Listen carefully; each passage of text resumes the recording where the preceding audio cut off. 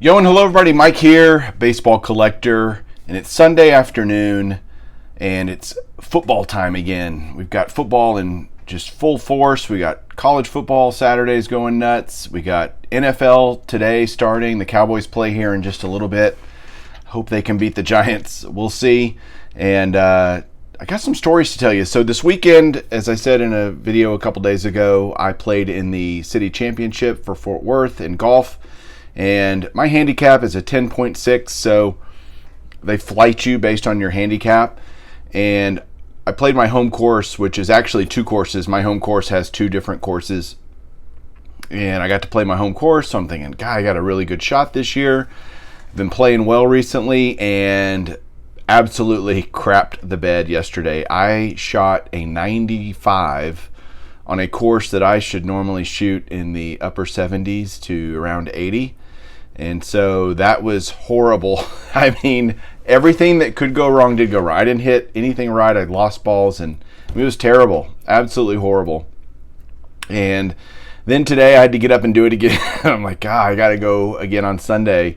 And I ended up, redeeming myself a little bit. I shot at 84 today. So 11 shots better than I did yesterday. And I ended up from next to last to 7th place, which is pretty good, I guess, in terms of move up. I had one of the better rounds of the group on the second day, but still, the first day just was so demoralizing. And any of you guys that play golf know that, man, once you get in a bad string in a round, it can just really get out of hand, and it did for me. I literally missed a putt that was this long because I just went up to tap it, and it just shanked off my club. I mean, it was so bad, just so bad. But that's okay. It is what it is. And I got the club championship there in a couple of weeks, so we'll see if I can do any better. The hard thing for me is waking up early in the morning and going and playing golf. I usually play golf in the afternoon or late in the afternoon, and so I have a whole day to get my body working and everything, and then to go out. We teed off at 7:30 both days in the morning, and to me that's just hard, to wake up and get ready and whatever. So that's my golf story.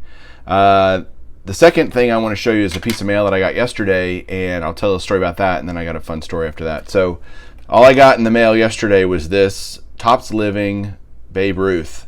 And I know, like, John's talking about the Topps Living set a lot. His 3000 Hitman is his channel, but these Topps Living cards are just so cool. And I'm not much of a modern guy, but I do like the modern with a vintage feel. I like heritage, for example.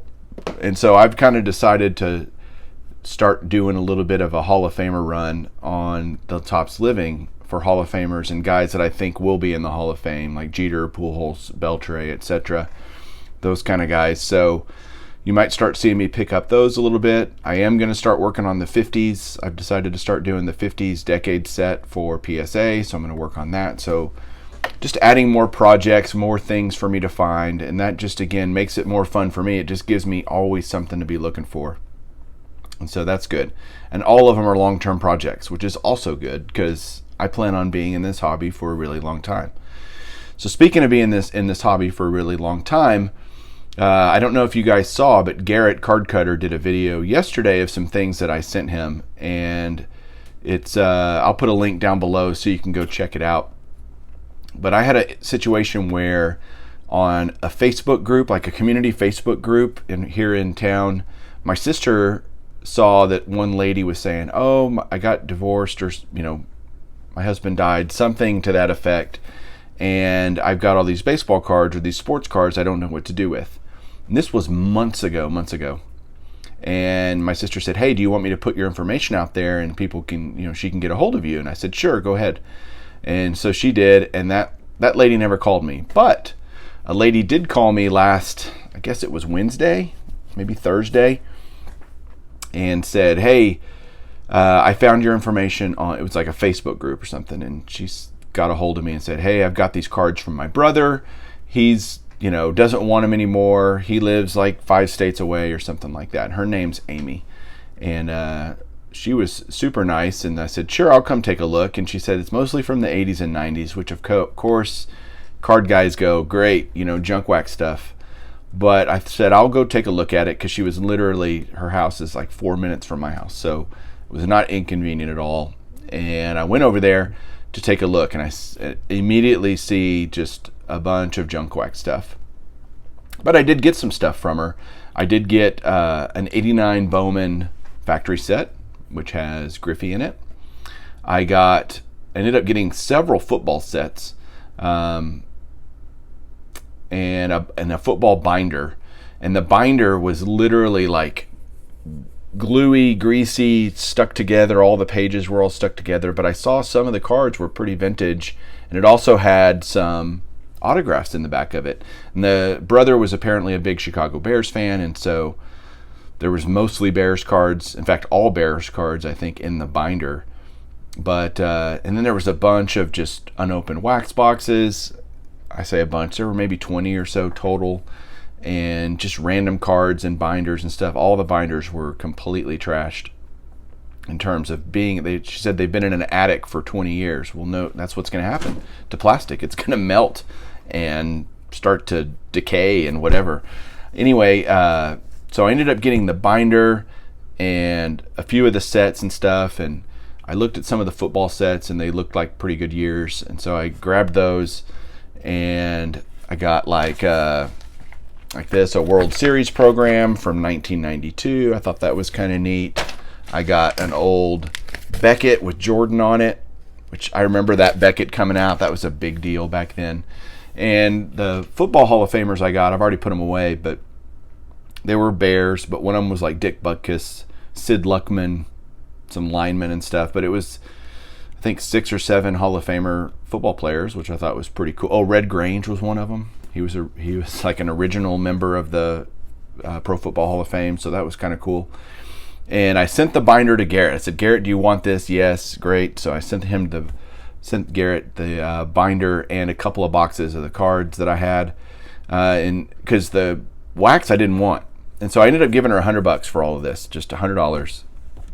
Said, here, I knew it was going to a ministry to her brother who's a pastor. I'm like, great, here, $100, I'll take it.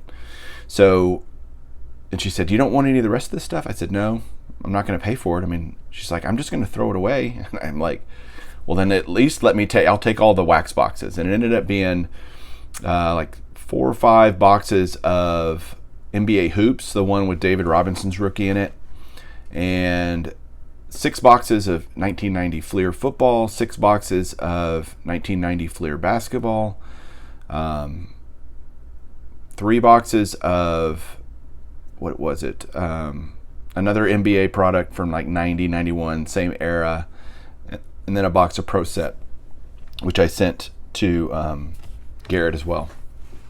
So the sets were, though, there were 2 1984 Topps sets, which, if you know 1984 Topps football, and I didn't look through them, so I didn't know, but there's a Elway rookie, Dan Marino has a couple of cards in there, and Eric Dickerson, Howie Long, there's a bunch of rookies in that. There was an 86 Topps football set, a 89 score factory set football, which of course has Aikman and Barry Sanders rookies in it.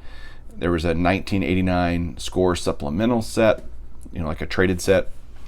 So I got all of that for $100, and I thought that was fair. I didn't look through the set, so I didn't know.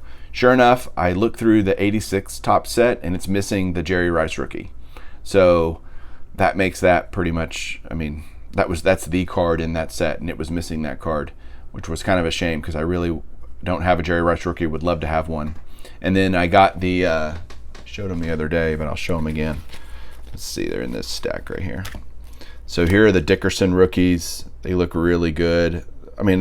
Off-center issues for sure. Here's the Dan Marino instant replay kind of rookie card. Here's each of the Dan Marinos. That one's pretty nice looking. The sets were crispy. They were really, really nice. There's the second Dan Marino. There's the first Elway and the second Elway. And again, these are all really nice. Oh, there was a, what year is this? 89 Topps set as well, which has the Michael Irvin in it. So I'm going to send those in to get graded. We'll see what they come back. I don't expect to get them anytime the rest of this year. It'll take so long for PSA to do it. But so that was the whole deal. That's where that came from. So I'm going to give away a bunch of the 90 Fleer boxes to some other people. I've got some guys in mind for the basketball stuff that I'm going to give away. And that's why I took it, because I was like, I'll at least get it to somebody who appreciates that. I'm not a basketball or a football guy per se, but I appreciate it and don't want it just to get thrown away.